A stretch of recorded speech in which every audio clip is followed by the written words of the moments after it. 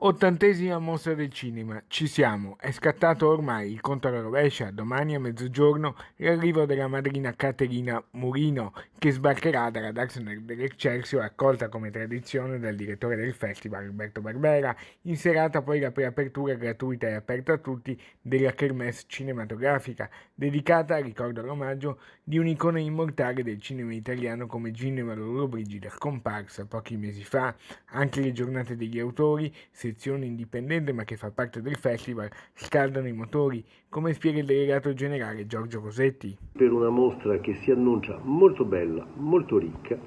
dopo un Festival di Cannes molto importante, anche Venezia potrà dire la sua con grande autorevolezza di questo, un po' sono certo, perché Alberto Barbera ci ha dimostrato tutto il dimostrabile. Per le giornate so che la selezione sarà importante